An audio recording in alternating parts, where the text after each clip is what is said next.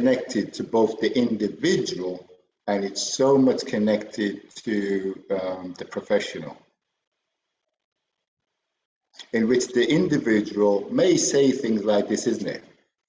I use because I have no control.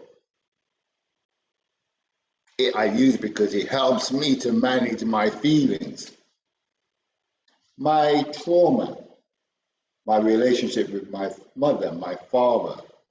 I may have had an abuse. My history is the cornerstone of my using. I'm an addict.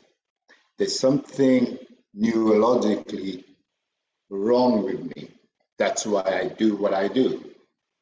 My self-esteem, my self-worth. I'm unable to take responsibility. I'm unable to own and take responsibility for what I am doing. The list is inexhaustible as to why somebody explains their behavior, how they justify their action.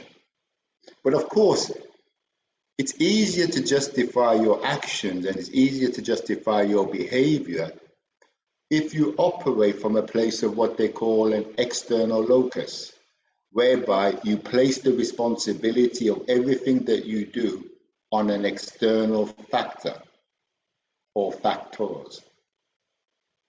But sometimes even the family member or even the professional can reinforce these ideas to the client.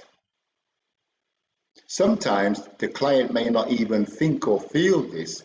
Sometimes as professionals, we can actually put a thought process into the client.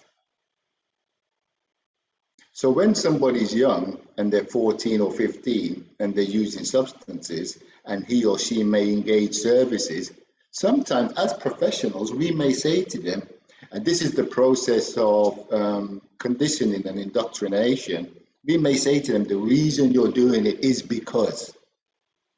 And we're not allowing that individual to explore themselves some of the motivations behind their behavior and behind their actions.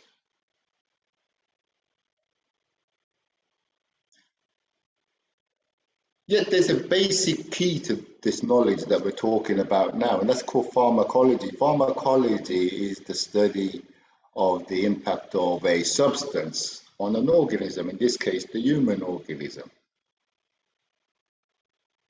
And what we know pharmacologically, and this is a 100% fact, when somebody consumes a substance, it generates a powerful response within the individual, in this case, the human individual.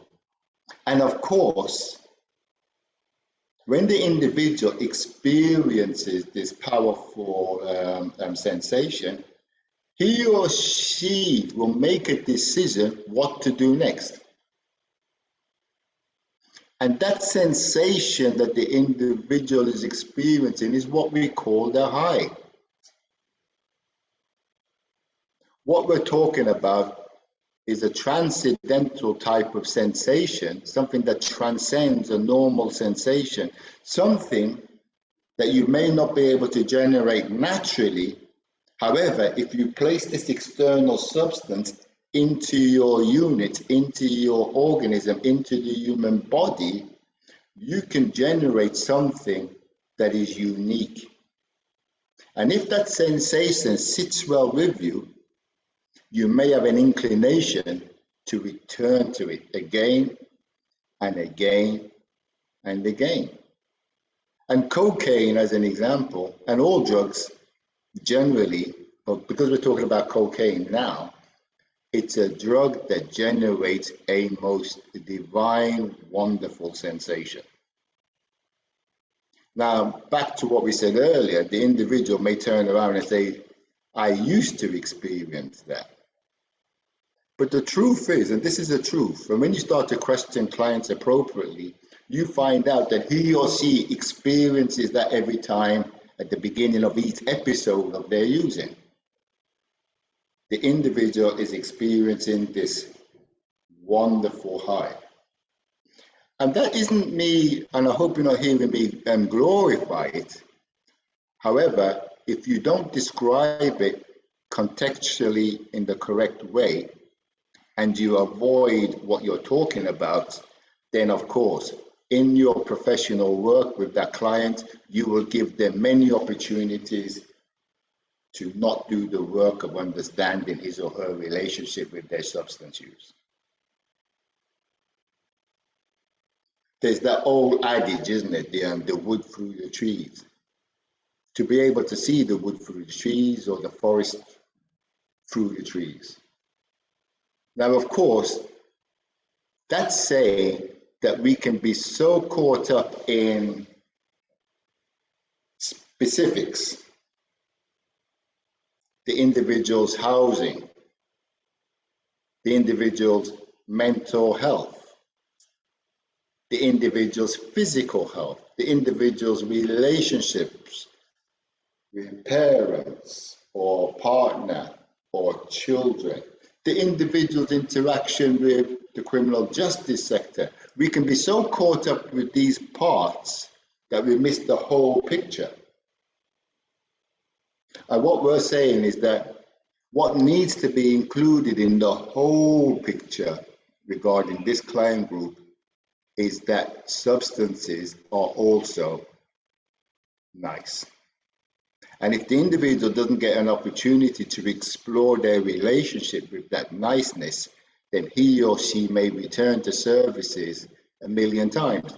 However, whether the individual understands it or not, no, my mistake, whether the individual comes to terms with that knowledge or not, he or she still may return to services, but the difference is this time, they return into services knowing what they know, taking responsibility for what they know and taking responsibility for their actions, and he or she is no longer, and I repeat, no longer blaming and externalizing their behavior on forces outside of their control.